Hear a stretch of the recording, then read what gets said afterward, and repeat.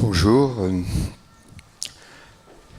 C'est vrai que si les GEM, les représentants des GEM avaient pu parler des petits miracles de la vie quotidienne, ça aurait été vraiment intéressant, mais c'était une présentation en quelque sorte citoyenne et du point de vue de ce qui peut se passer quand on respecte les gens et quand ils font ce qui les intéresse.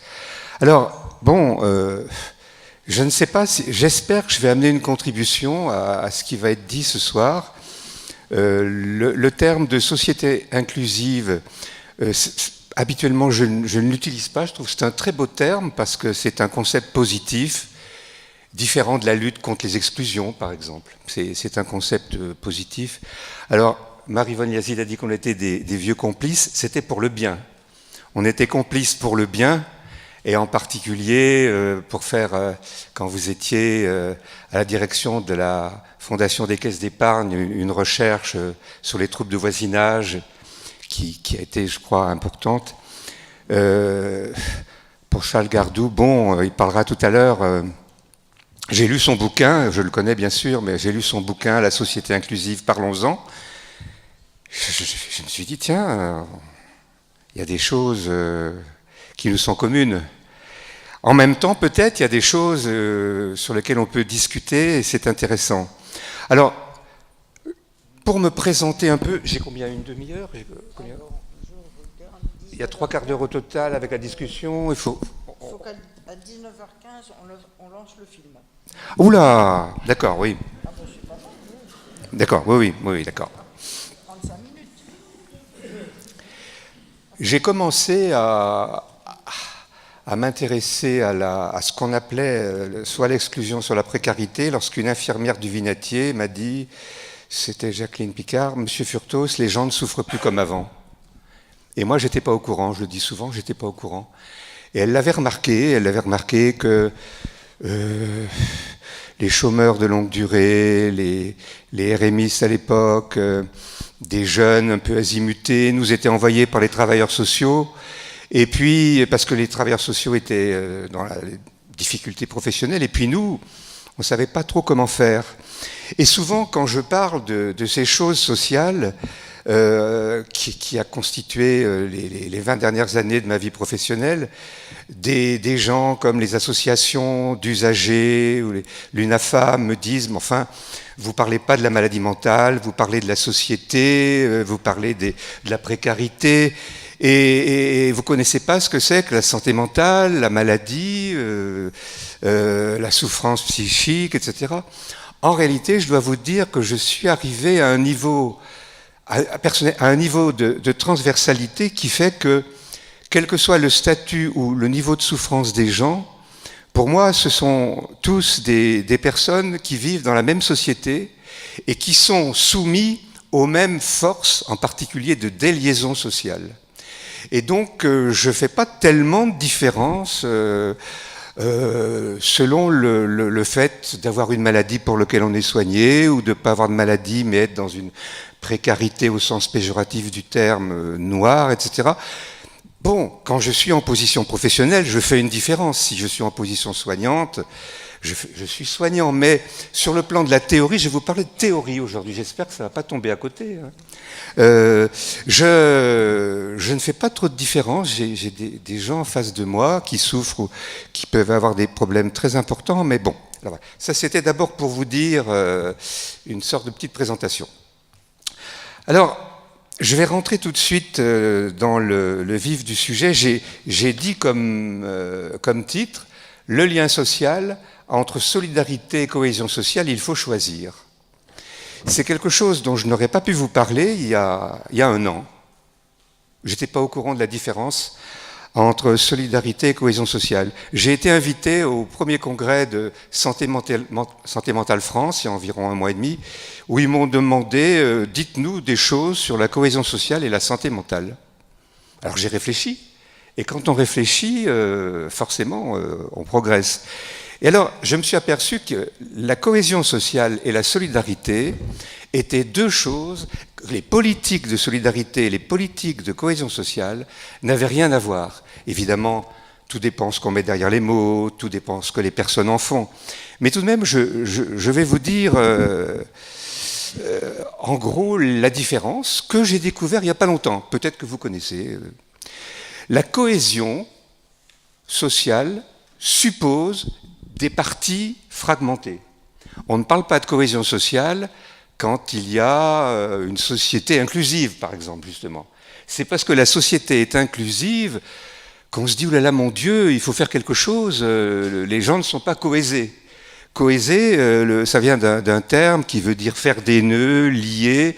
C'est exactement, on ne parle pas d'écologie quand il n'y a pas de problème d'oxygène, quand il n'y a pas de problème d'eau. C'est quand il y a des problèmes d'eau, des problèmes d'air, qu'on commence de parler d'écologie. Normalement, on ne parle pas d'écologie, on vit, on respecte la nature.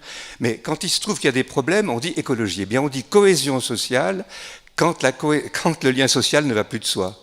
Et je vous donnerai un exemple tout à l'heure pour bien vous montrer la différence. On cherche à cohéser des fragments. C'est fragmenté, il y a des parties détachables, autrement dit, il y a une force centrifuge. Il y a une force centrifuge qui fait que les gens sont à la périphérie. C'est ce qu'on appelait autrefois l'exclusion. Ben, c'est le contraire d'une société inclusive.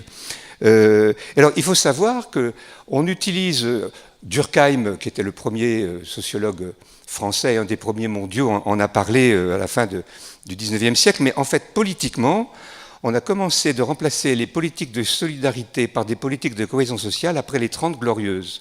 Et je crois aussi à partir du septennat de Giscard d'Estaing. Sinon, avant, on ne parlait pas de cohésion sociale, on parlait de solidarité, et il y avait une sorte de... on dirait que la mondialisation a rompu le cercle vertueux qui existait entre solidarité sociale et progrès économique. Alors, donc, voilà, la cohésion, c'est quand ça ne va pas de soi. La solidarité, c'est quand les choses vont de soi. Alors, je vais donner quelques éléments. Jean-Jacques Rousseau, XVIIIe siècle, le contrat social, 1762, bon, il parle d'une religion civile. C'était très scandaleux à l'époque, c'était un peu les prémices de la laïcité. Il parle d'une volonté générale et pas de la volonté d'un seul. Et il parle de lien social. C'est probablement le premier philosophe qui a parlé de lien social sans le définir. Il en parle à plusieurs reprises, il en parle comme d'une évidence. Et il dit, c'est pour ça que je vais vous dire ça, la nécessité d'un pacte fondamental, je cite, sans quoi il n'y aurait ni solidarité dans le lien social, il parle de solidarité, ni solidarité dans le lien social, ni force réelle dans l'exercice de la souveraineté du peuple. La solidarité, ça vient d'un mot solide. La solidarité, c'est solide. Donc en fait, la cohésion, c'est quand c'est éclaté, on fait des politiques de cohésion sociale, et la solidarité, c'est une sorte de devoir. C'est une sorte de devoir. Je ne sais pas, moi, vous voyez par exemple quelqu'un qui tombe dans la rue, vous ne vous posez pas la question, vous allez aider cette personne qui est tombée. Il y a encore des politiques de solidarité au niveau de l'État, etc. J'en parlerai un peu tout à l'heure. Mais la solidarité, c'est un devoir qui semble aller de soi. Alors que la cohésion, c'est mon Dieu, il faut faire quelque chose, sinon c'est la cata. Et Durkheim a parlé, vous savez, il a beaucoup parlé d'anomie. L'anomie, c'est justement l'exclusion, c'est la perte des valeurs essentielles. Il parlait de l'anomie, qui est un gros mot, si on veut, mais l'anomie, c'est quand il n'y a pas de valeurs qui mettent ensemble les gens. Il a parlé d'une maladie de la solidarité. Et pour vous donner un exemple sur la différence entre une politique de solidarité, une politique de cohésion sociale, je vais vous parler du suicide. Comme Durkheim a beaucoup étudié le suicide, 1905, son essai sur le suicide. Si vous voulez empêcher, vous avez quelqu'un qui est suicidaire, ça arrive, c'est fréquent, qu'on soit malade ou pas, le suicide est une sorte de tentation quand les choses sont trop difficiles.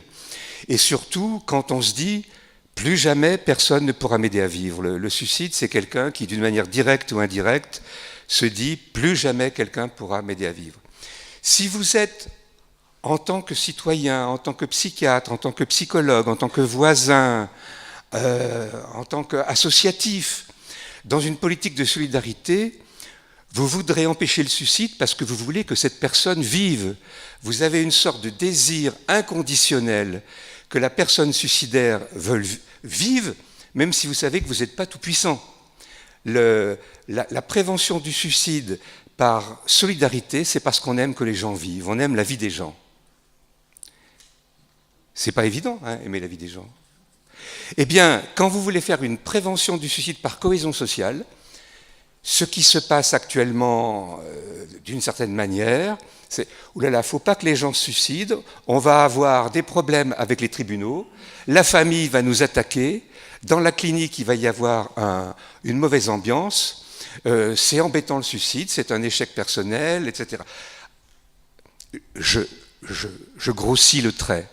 N'empêche que je peux vous dire que dans les cliniques actuelles, depuis que j'ai pris ma retraite statutaire, je travaille dans une clinique. Je suis très content parce que je continue ma formation, je vois des patients différents du service public, c'est très intéressant. Quand quelqu'un ne revient pas d'une permission, la procédure est d'appeler tout de suite la gendarmerie pour le cas où il y aurait un suicide et qu'on serait couvert. Alors ça, c'est une politique par peur du procès, vous voyez, c'est oulala, il faut surtout pas qu'il se suicide parce que sinon, évidemment, les infirmières, les médecins aiment la vie des gens, mais c'est pour vous montrer la différence, vous voyez, c'est pas pareil de vouloir que les gens vivent et de pas vouloir qu'ils meurent parce qu'on va avoir des soucis. C'est pas du tout pareil, même si les deux peuvent être liés. Et je trouve actuellement que les préventions du suicide ont une tendance actuellement à être du côté de la cohésion sociale. Alors attention, c'est très personne dépendant, c'est très entre toi et moi, mais c'est tout de même des choses qui existent. Alors, à partir de cette différence, je me suis dit, je vais peut-être parler de la précarité, parce que la précarité, c'est ce que j'ai étudié les 20 dernières années à l'Orsper Samdara, au Vinatier, où maintenant c'est Alain Mazirouk-Vial qui a pris ma suite. C'était après cette remarque de cette infirmière qui disait « les gens ne souffrent plus comme avant ». On s'est dit, on va étudier comment les gens souffrent actuellement, qu'ils soient schizophrènes, dépressifs, chômeurs non schizophrènes, abonnés au gaz, peu importe. Hein. Dès qu'on a des gens qui ont une souffrance qui empêche de vivre, il y a des choses qui se passent, surtout qu'il faut savoir où on habite. Alors, on le voit bien dans le bouquin « La société inclusive, parlons-en ». On vit, vous savez, dans quelle maison nous habitons? Nous habitons dans la... C'est peut-être pas une maison même.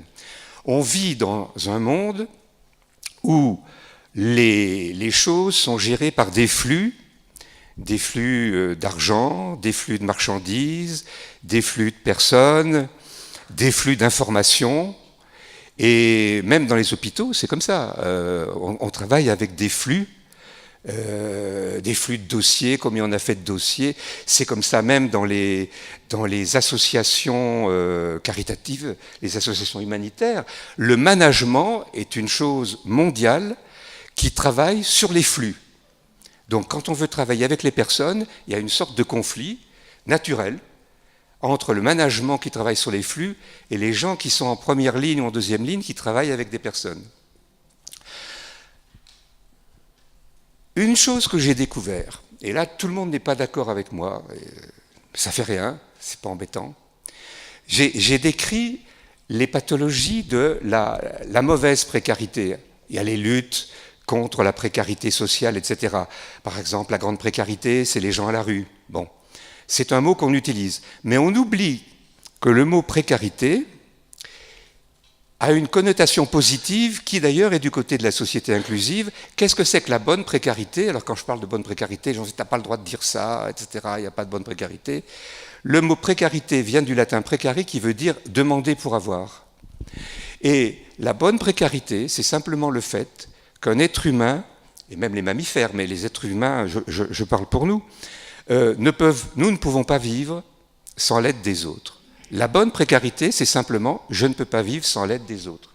C'est tout, ni sur le plan biologique, ni sur le plan psychologique, ni sur le plan social, ni sur le plan des valeurs. Donc de la spiritualité, si on veut, mais des valeurs politiques aussi. Si vous voulez, les Américains ne comprenaient pas du tout ce que c'était que la bonne précarité. J'ai passé 3 jours et 3 nuits avec un copain qui était un de mes collègues à Pittsburgh, aux États-Unis, pour lui expliquer ce que c'était. Et puis, il a compris au bout de 3 jours et 3 nuits ce que c'est que la bonne précarité, parce que pour les Américains, la précarité, c'est être au bord du gouffre et on va tomber. C'est être au bord du gouffre et on va tomber. Alors qu'il y a quelque chose de la bonne précarité qui est j'ai besoin des autres, ça peut être la solidarité dans un GEM, ça peut être la solidarité au niveau national, en tout cas, on a besoin des autres, et ça donne une triple confiance quand la bonne précarité marche bien. Confiance en moi, si on m'aide, c'est que je vaux bien, et pas pour une question de publicité. Si on m'aide, c'est parce que je vaux bien, parce que si je valais rien, on ne m'aiderait pas. J'ai confiance dans les autres ne sont pas méchants pour moi. Il y a les méchants, peut-être, il y a des gens dont il faut que je me méfie, mais il y a aussi des gens gentils. A priori, les gens ne sont pas si méchants que ça. Donc la mauvaise précarité, qui est valorisée, qui est directement en lien à notre époque, depuis une trentaine d'années au moins, mais peut-être plus, par les flux, une politique de flux d'argent où les êtres humains sont des molécules dans des flux, des mouvements. Bon, cette politique on va dire de capitalisme financier qui malheureusement envahit la planète entière, aboutit à une triple méfiance, à une perte de la triple confiance. Premièrement, je n'ai plus confiance en moi, c'est peut-être pas par hasard que les dépressions sont si nombreuses. L'hyper-individualisme contemporain, tu en parles dans ton bouquin, mais l'hyper-individualisme contemporain, pour moi, c'est une phobie sociale. Les gens ont peur. Les gens ont peur d'autrui. Je peux vous donner un exemple. Un cadre supérieur du Vinatier était dans une difficulté professionnelle très très importante. Je le voyais au self, il n'était plus dans mon service, on avait beaucoup travaillé ensemble. Je le voyais et il avait une tête de personne déprimée, quoi. Il était pas heureux. Un jour, je le vois heureux. Je lui dis bonjour monsieur Untel, ça va mieux? Il dit oui, j'ai décidé de me fiche de mon travail. Je m'occupe de mes enfants et de mes vacances. Donc vous voyez, l'individualisme, c'est ne plus investir, ne plus donner de soi, et s'occuper de soi, et puis de son petit groupe autour de soi. Imaginez que tous les soignants fassent ça, que tous les pédagogues fassent ça, que tous les politiques fassent ça, que toutes les caissières de supermarchés fassent ça, que tous ceux qui ont un lien avec autrui fassent ça, on serait dans un monde invivable. C'est dans ce monde que nous travaillons et nous vivons un monde d'hyper-individualisme qui est en fait une phobie sociale, avec une paranoïa sociale, c'est-à-dire a priori l'autre est dangereux. Alors l'autre est dangereux, c'est mon voisin est dangereux, c'est les schizophrènes sont dangereux. Vous avez dit tout à l'heure justement que c'est un préjugé statistiquement parlant et qu'on a fait une publicité mensongère sur la question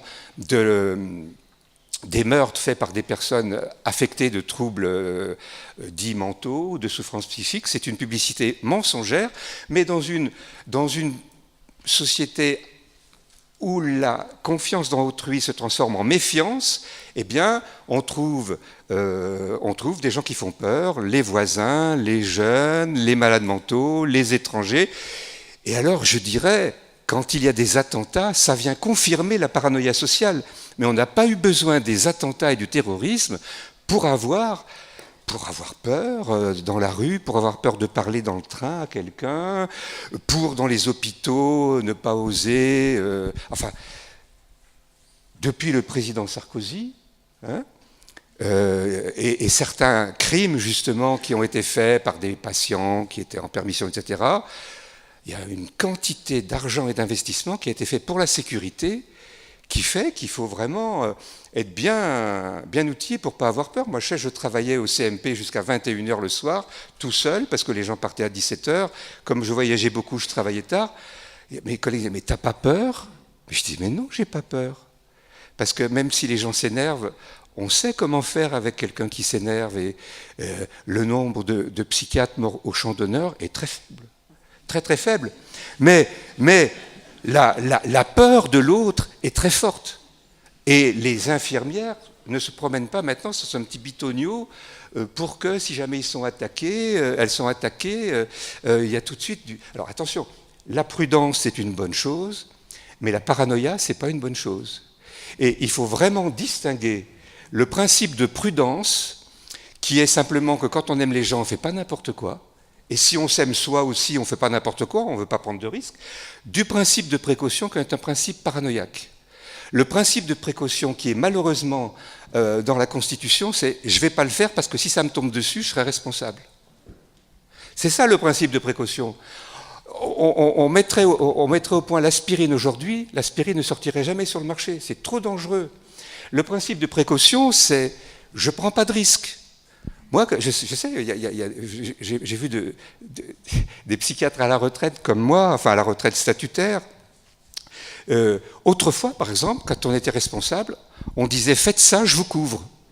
Faites ça, s'il y a un problème, vous direz que c'est moi qui vous l'ai dit. Maintenant, on dit « ne le faites pas, parce que si ça me retombe dessus ». Le principe de précaution, c'est « j'ai peur, je suis dans une paranoïa, le danger est partout ».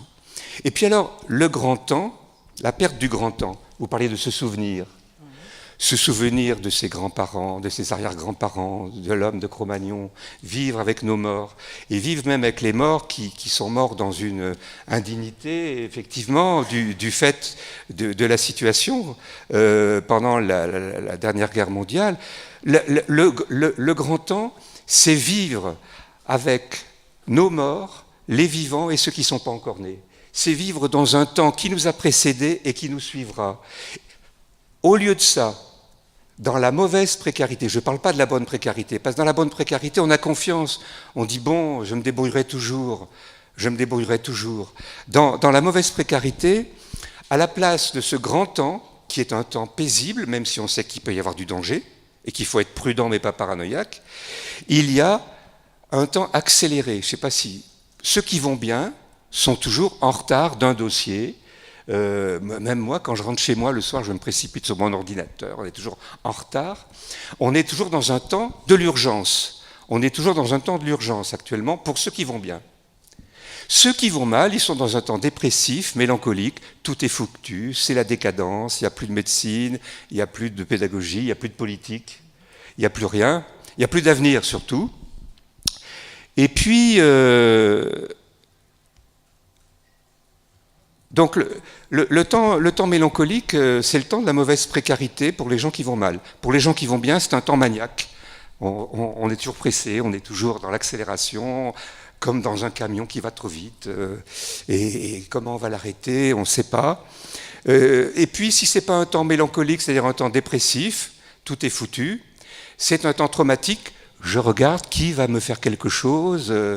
Je regarde, je suis toujours dans l'attente d'une catastrophe économique, biologique, le terrorisme maintenant qui est du pain béni pour la société paranoïaque dans laquelle nous vivons. La paranoïa, le terrorisme qui est une chose réelle, vient valider la société paranoïaque qui est une chose imaginaire, mais avec la réalité de l'imaginaire.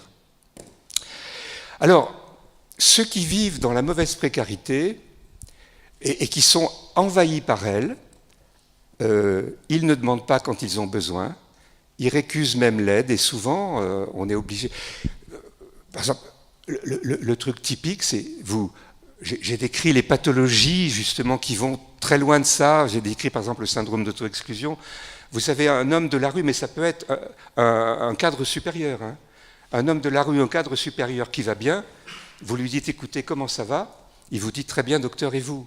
Alors que vous savez très bien qu'il y a une catastrophe sur tel et tel plan, vous demandez comment ça va, et vous dites, très bien. C'est-à-dire qu'il n'y a plus de demande, ou alors, une des choses qu'on a remarqué beaucoup, c'est qu'il y a une hyper-exigence, une hyper-demande.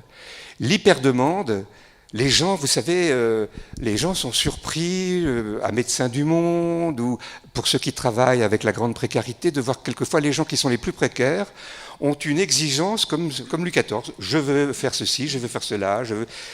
ils se sentent au bord du gouffre, et avant de tomber dans le gouffre, ils ont une sorte d'hyper-exigence pour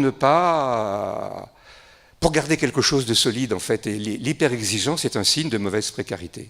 L'hyper-exigence, à notre époque, n'est pas un signe de perte des valeurs, d'égocentrisme, c'est l'envers de la non-demande, c'est un signe de grande précarité sociale. Les gens qui sont très exigeants, c'est qu'ils sont au bord du gouffre. Et à ce moment-là, ils se comportent comme s'ils étaient Louis XIV, ils sont dans la toute-puissance pour ne pas être dans la toute-impuissance. Pour le dire, pour le reprendre, on peut dire qu'une société précaire dans laquelle nous sommes tous inclus, pour le coup, nous vivons tous dans une société précaire, nous ne sommes pas obligés de nous laisser piéger par la société précaire, nous ne sommes pas obligés de nous laisser piéger, mais nous sommes dans une société précaire au sens pathologique, enfin au sens mauvais du terme. Une société précaire se définit par la peur obsédante de perdre. Perdre les budgets, perdre les effectifs, perdre les valeurs, perdre les amis, perdre son conjoint, perdre son idéal, l'obsession de perdre qui est valorisée par les médias. Les médias valorisent beaucoup tout ce qui est du côté de la perte. Ça, c'est vraiment la validation de la mauvaise précarité. Évidemment, même quand on vit dans cette société, on peut vivre dans une société inclusive. Il y a une autre manière de bien se débrouiller dans la société précaire, c'est dire oui, j'ai peur de perdre, mais quoi qu'il arrive, je me débrouillerai parce que j'ai confiance dans les autres. Et la confiance dans autrui et le rapport à une solidarité à la fois proximale, et puis malgré tout, on est tout de même dans un pays où il y a encore des politiques sociales, c'est de faire confiance à l'autre, et c'est de dire, quoi qu'il arrive, je m'en sortirai.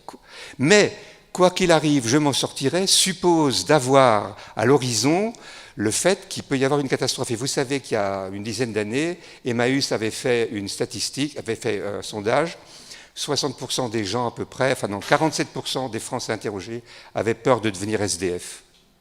Y compris des enfants qui vivent dans une société où les parents gagnent bien leur vie, où il n'y a pas de... Pourquoi ? Parce que dans une société précarisée, on a peur de perdre son logement. On a peur de perdre son logement. Pourquoi ? Parce qu'on vit en France. Mais on vivrait dans un autre pays, ça serait pareil. On a peur de perdre. Cette obsession de perdre empêche d'être intelligent, c'est sûr. Donc il faut savoir comment...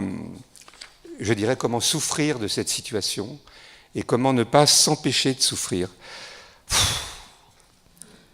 Ouais, alors... Encore 10 minutes. D'accord. On est devant un grand temps. Il faut savoir que c'est peut-être quelque chose que j'aurais dû vous dire tout à l'heure, la solidarité, c'est un sentiment républicain. Il y a d'ailleurs un livre qui s'appelle « La solidarité, un sentiment républicain » qui est épuisé maintenant. On peut l'acheter à des prix fous sur Amazon. Bon. Mais on peut lire aussi La solidarité, enquête sur un principe juridique par Alain Supiot.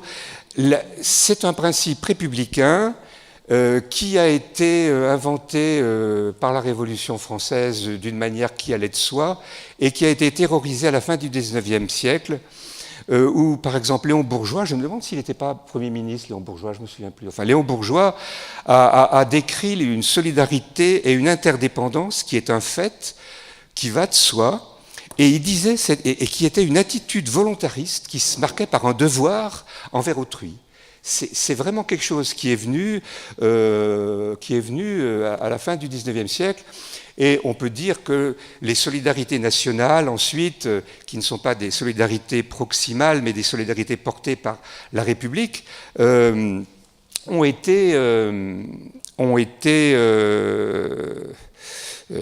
eu leur maximale avec la sécurité sociale, la médecine du travail, qui justement est attaquée par la société dans laquelle nous vivons, parce que la solidarité n'est plus à l'ordre du jour. La solidarité va contre, même l'Union européenne, dans sa politique économique, ne valorise pas la solidarité, la laissant aux mains des États, mais favorisant deux choses, le régime assurantiel, qui est un régime purement financier, qui obéit aux lois du marché, et l'assistanat, qui est quelque chose de méprisable, et qu'on fait parce qu'on ne peut pas faire autrement. Et donc, il y a vraiment actuellement une perte de ce qui était considéré comme un acquis de la Révolution, en particulier ensuite avec la révolution industrielle, qui était une révolution en soi, la naissance du syndicalisme, de la mutualité, des choses où il y avait des entraides là où on travaillait. Bon, il y a des tas de choses qu'il faudrait dire là-dessus, mais une chose qui est très intéressante, c'est que Léon Bourgeois, par rapport aux souvenirs dont vous parliez tout à l'heure, Léon Bourgeois disait, en parlant de la solidarité, nous sommes les héritiers de tous ceux qui sont morts, les associés de tous ceux qui vivent, la providence de tous ceux qui naîtront. La solidarité est dans le grand temps. La cohésion sociale est dans le temps de l'urgence. Vite, il faut faire quelque chose, sinon c'est la cata. Et donc, comment, là où nous travaillons, préserver le grand temps? Comment, là où nous travaillons, perdre du temps? Moi, je sais que je préconise toujours, même maintenant, j'ai trahi le service public puisque j'ai été, bon, à 69 ans, j'ai plus pu travailler à l'hôpital de Vinatier, donc je travaille dans une clinique privée. J'ai amené dans cette clinique privée ce qui existait il y a 20 ou 30 ans, à savoir perdre du temps. Perdre du temps pour faire des journées d'études, pour discuter sur les patients, pour ce qu'on faisait avant d'une manière automatique. Et qui maintenant, le nez sur le guidon, devient quasiment un luxe. Comment perdre du temps à parler, à comprendre, et on peut dire qu'une société, quelle qu'elle soit, qui ne perd pas au moins 2 fois 2 heures par semaine, à faire des choses qui ne sont pas rentables, c'est-à-dire soumis au flux financier, est une société qui obéit aux lois de la mauvaise précarité et qui produit de la délésion sociale, de la phobie sociale, de la paranoïa, de l'accélération maniaque, etc. Bon, allez, Alors, je vais terminer, peut-être qu'il pourrait y avoir quelques interventions aussi. J'ai lu dans Charles Gardou, La société inclusive, que tu parles de la solidarité. Tu en parles, en particulier au niveau de l'existence. Il y a une question que je voudrais te poser pour tout à l'heure. Tu parles de la violence et du combat et de l'activité prédatoire humaine comme quelque chose qui serait quelque chose dans le passé. C'est-à-dire qu'avant, on était obligé d'être violent parce que justement on n'avait pas les techniques modernes, donc on était obligé d'être dans la violence prédatrice, et il me semble que tu le décris comme un archaïsme, tu décris la violence comme un archaïsme, je ne sais pas si j'ai bien lu, hein, attention. Et moi je trouve que justement nous sommes confrontés à la violence, même maintenant, soit la violence de la paranoïa, qui est une immense violence, ou la violence il y a une violence qui est le cynisme, le cynisme du néo-management. Le cynisme est une très grande violence, et puis il y a des violences agies. La plus grande violence à notre époque, c'est la violence froide. La plus grande violence, c'est la violence froide. Ça, c'est humain, ça ne m'intéresse pas. Ce qui est humain ne m'intéresse pas, ce qui m'intéresse, c'est les flux financiers. Mais tout ça pour dire comment tu fais dans une société inclusive, dans votre combat actuellement, bon, je dis votre combat, c'est le mien aussi, hein, pour intégrer la violence qui existe, la paranoïa qui existe, et puis le fait que l'homo sapiens sapiens, on l'a vu au XXe siècle, on croyait que la modernité nous avait transformés, mais la modernité nous laisse aux prises avec des fois des violences collectives tout à fait surprenantes.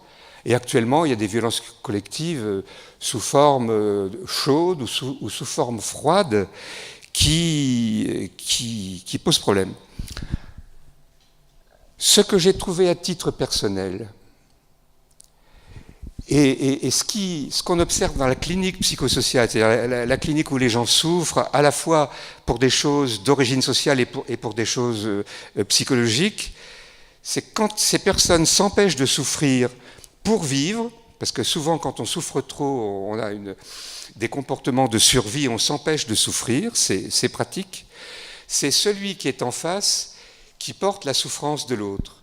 Et si quelqu'un, par exemple, dont vous savez que, je me souviens, cet homme de la rue, j'avais été le voir dans un Sonacotra, il était sur le point d'être expulsé, il vomissait la nuit, il maigrissait, il allait très très mal.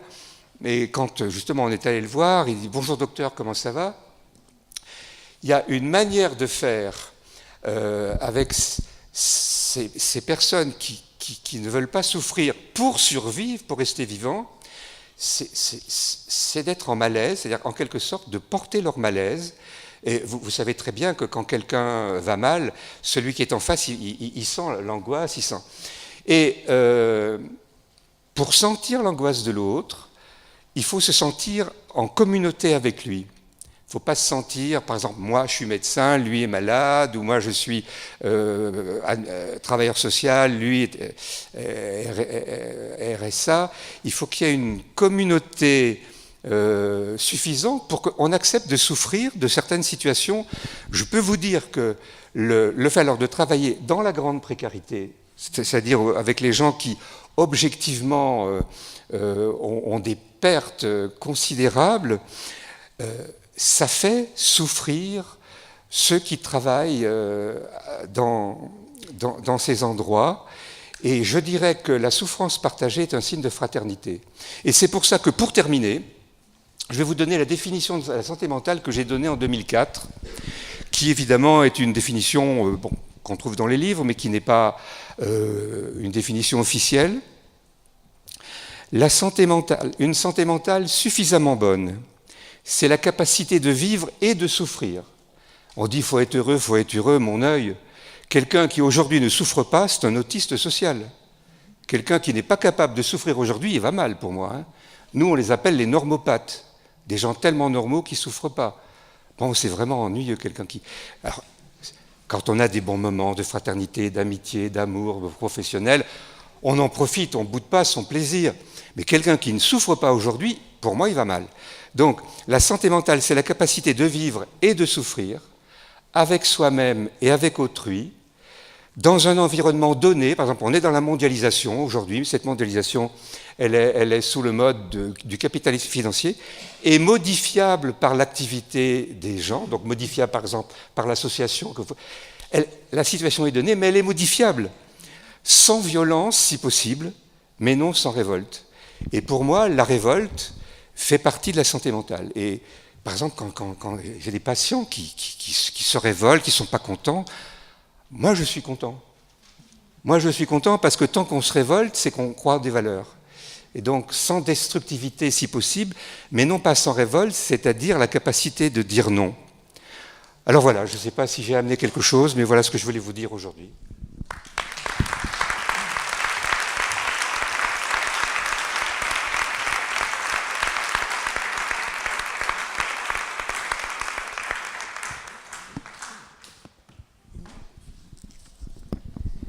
Bien. On répond par le silence, mais c'est un silence de partage. Est-ce qu'il y a du dialogue qui veut s'entamer tout de suite avec Jean Furtos, ou on le fait après l'intervention de Charles Gardou, ça sera d'accord. Bien, alors, en espérant que la technique marche, on va peut-être lancer le film.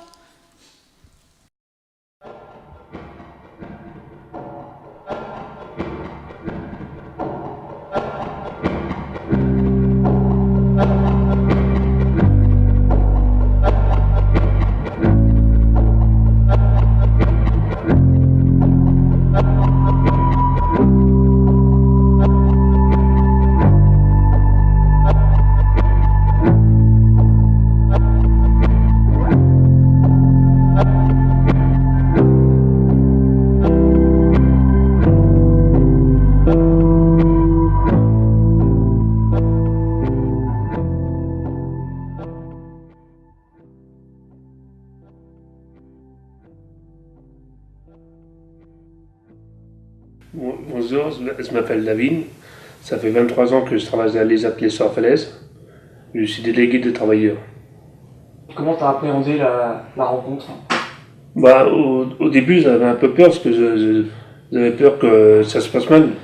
Puis petit à petit, il y a un fil qui s'est installé comme une confiance. Et moi, j'ai l'impression de connaître les jeunes comme ça fait longtemps que je les connaissais. Même eux, je pense que ça a changé leur regard sur nous. T'avais peur en fait de moquerie ou de choses comme ça au début, non? En arrivant. Ouais. Donc, moi, quand j'ai commencé à découvrir le projet, quand ils sont arrivés la première fois, j'avais un peu peur de leur façon de réagir vis-à-vis de nous. Et je savais pas trop non plus comment aborder, avoir un contact avec eux. C'était vis-à-vis du handicap aussi, parce que c'est pas forcément facile à aborder. Mais je pense de leur avoir rencontré mon histoire, je pense que ça les a émus. Et je pense que mentalement, peut-être ça leur a fait changer leur point de vue. Moi, ce qui m'a marqué, c'était surtout le discours de David. Donc, dans ces paroles qu'il avait dit, c'est ce qui m'a vraiment le plus marqué. On m'a traité de mongol, on m'a menacé avec un couteau aussi. On m'a dit si tu te la fermes pas, on m'a fait voir le couteau, grand d'arrêt, il m'a sorti le grand d'arrêt, il m'a dit si tu t'es pas, pour même chauffeur, je l'ai prévenu et ils sont jetés. Il y a un moment, ils en peuvent plus. Parce que t'as un petit groupe de, je veux le mal poli, mais un petit groupe de cons qui les prend en grippe. Et quand vous êtes tous les jours sur la même personne, une dizaine, la personne, à un moment, il y a un moment, elle n'en peut plus. Ouais. Moi aussi, j'aime bien rigoler, mais il y a des fois, il faut faire attention de ne pas blesser la personne. J'en ai parlé à personne. Peut-être parce que j'avais honte. Ouais. Peut-être que je me sentais coupable. Mais je me disais peut-être que c'est moi qui ai fait quelque chose, peut-être que c'est moi... Mais vous avez rien voulu dire pendant 3 ans. Et non. Comment vous étiez, comment vous fallait monter dans le bus? Je montais pas tout seul. Je montais un peu avec la peur. Parce qu'il y avait des moqueries, il y avait pas des coups, mais les gens faisaient en sorte de faire semblant de dormir ou de mettre leur cartable pour éviter que je m'assoie. Et le pire, ça a été le jour qu'ils ont appris que je travaillais en CAT. Mais dans le bus, il y en a qui étaient pas comme ça. Il y en a qui étaient super gentils, qui m'empêchaient pas de m'asseoir, mais il y en avait d'autres. Moi-même, des fois, me présentait un couteau aussi. Mais le problème, c'est que le chauffeur ne disait jamais rien. Il était au courant, il m'entendait? Ouais, bah oui. Parce que le jour que le gars il a sorti le couteau, le chauffeur était juste devant. J'étais juste derrière le chauffeur. Il a eu ses peurs. Ouais. Alors quand c'est comme ça, je me mettais ma musique sur les oreilles, et je me mettais à fond. Comme ça, j'entendais pas les moqueries. Je m'appelle Clément, et puis je suis suppléant des travailleurs. Et ben, en fait, donc, l'IME de Caen, on sortait de l'IME tous les soirs. Et puis il y avait comment on appelle ça, des gamins qui nous insultaient quand on prenait le bus. Ils nous lançaient des cailloux, c'était vraiment des fois très dur pour nous parce des fois on avait peur de prendre le bus juste en face de l'IME, des fois. On avait vraiment peur de le prendre parce que l'une des directrices nous ont déposé à l'arrêt de bus. Puis il y a un copain qui a l'IME qui a pris la défense d'une copine à nous. Et puis ils lui ont dit on va te mettre enceinte, on va te violer. Et c'était vraiment dur pour elle, et c'était vraiment dur pour nous aussi. Parce que j'avais peur qu'ils s'en prennent à moi aussi. Tous les soirs, on avait peur qu'ils s'en prennent à nous. Mais vous en avez parlé un petit peu à d'autres? Non, j'en ai parlé à d'autres. Parce que j'ai vu avec Clément, j'en ai parlé à d'autres.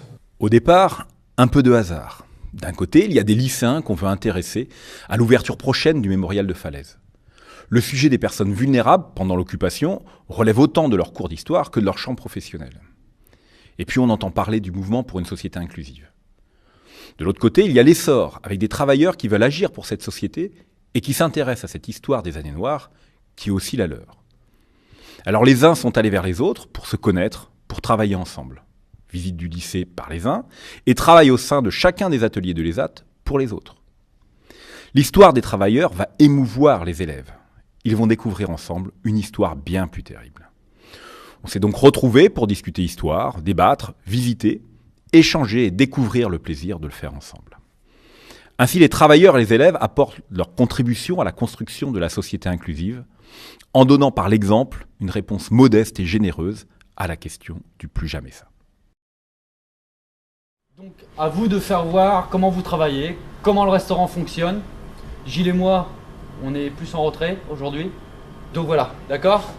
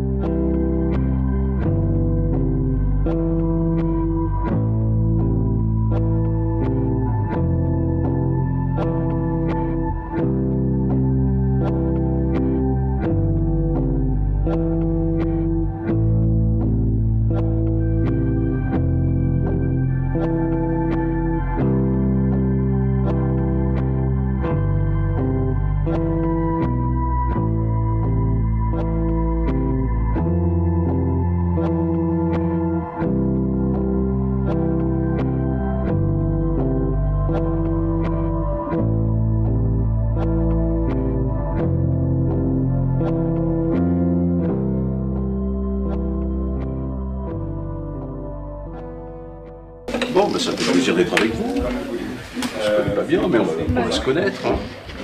Voilà. Hitler avait une comment dirais-je, des gens qu'il haïssait complètement, c'était les Juifs. Ceux-là, il a vraiment essayé de les faire disparaître. Hein. Il en a fait disparaître plus de 6 millions. Il les liquidait. Parce que pour lui, c'était pas des humains. D'ailleurs, on les appelait les rats. Il les appelait les rats. Alors il y a une autre catégorie en Allemagne qu'il n'aimait pas, c'était effectivement tous les gens qui étaient dans des centres de soins psychiatriques. Oui, c'est là la vraie question. Il avait même été kické. Qu'est-ce que nous en France on a fait? Est-ce que on les a liquidés? Alors est-ce qu'on les a liquidés de la même manière comme en Allemagne? Honnêtement, non. Non, mais on les a mis dans des trains. On a trouvé. Alors. Est-ce que c'était volontaire? Est-ce que c'était organisé? Ou est-ce que ça a été fait d'une manière un peu, comment dirais-je, sournoise, hein? Toujours est-il qu'on sait maintenant que pendant la guerre, hein, de 1939 jusqu'à 1945, il y a eu un nombre anormal de morts. 45 000 morts de faim sur un peu moins de 80 000. Un pensionnaire sur deux est mort de faim. Regardez ces photos-là. On croirait les photos qu'on a vues à la libération des camps. Pas du tout. Cette photo, elle a été prise à Caen. Pour moi, c'est pas humain, donc j'ai un peu de mal à regarder. Souvent, alors nous aussi, l'histoire, c'est souvent assez triste. On s'intéresse quelquefois à des choses gaies, mais souvent, on s'intéresse à des choses très tristes. Et je suis d'accord, le sujet qui est là, c'est un sujet qui est très très difficile. En fait, il n'y a pas tellement de sujets plus difficiles. Et on est vraiment en face de l'horreur absolue. Est-ce qu'ils risquent de mourir s'ils sont si maigres comme ça et puis... Alors ceux-là ont été sauvés. Ceux-là ont été sauvés, mais pour certains, c'est une question de jour.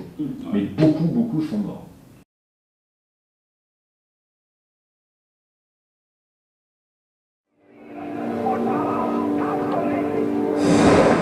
C'est la période de l'Holocauste. La rafle. Ouais, en France, ça c'est en France. C'est l'étoile qu'on mettait sur les Juifs pour les repérer en fait, justement. Alors qu'ils auraient normalement le droit de circuler.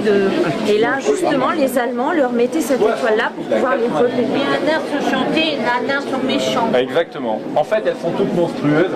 Ces personnes que vous voyez là ont procédé à l'assassinat de 10 000 personnes.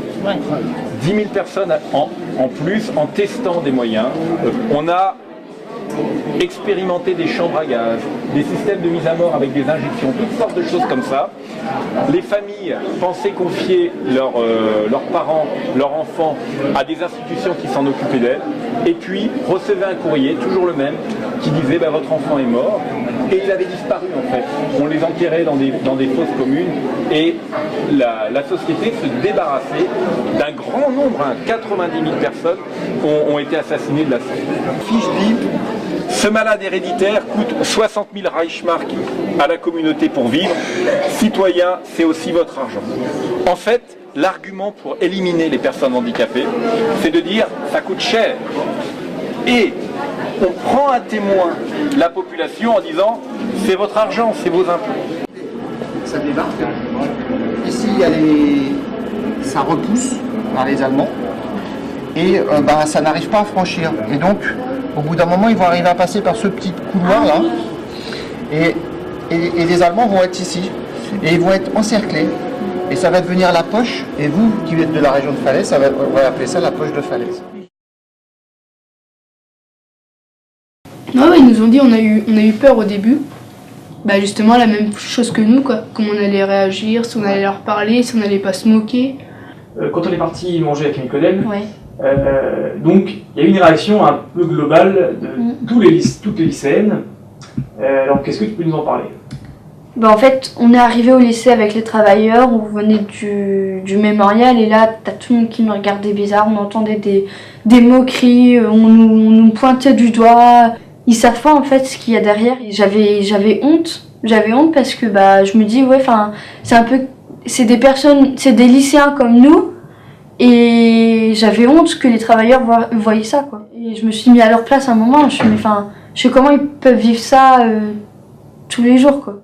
Et c'est comme disait David, nous on a vécu ça une heure, eux c'est tous les jours, toute l'année quoi. Donc et après, même qu'elle a un handicap, peut-être que la personne n'est pas aussi différente que toi.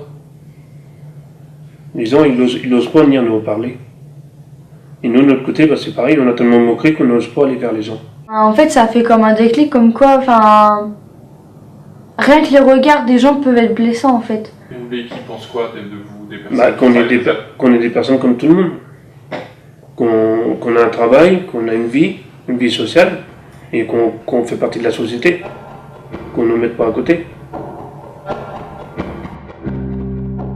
C'est assez choquant de voir des photos des personnes comme nous qui sont maltraitées, tout ça parce qu'ils ont un handicap. Hein. Tout ce qui était pour personnes normales, on les mettait de côté. Et dans les familles, c'était pareil, un enfant handicapé, bah, c'était pas un enfant. C'était tabou, on n'en parlait pas. Je trouve que c'est horrible. C'est pas parce qu'on a un handicap qu'il faut qu'on soit mis de côté. Il suffit qu'il y aurait une guerre civile, on pourrait remettre les personnes handicapées de côté et retourner en 60 ans en arrière. C'était plus facile d'oublier les personnes qui sont mortes de faim. On a tué des propres Français, nous les Français. C'est pour ça pourquoi on a attendu 60 ans pour en parler. Vu qu'on est handicapé, d'accord, mais on vit comme les autres, on vit comme tout le monde. Noir, blanc, pour moi on vit comme les autres.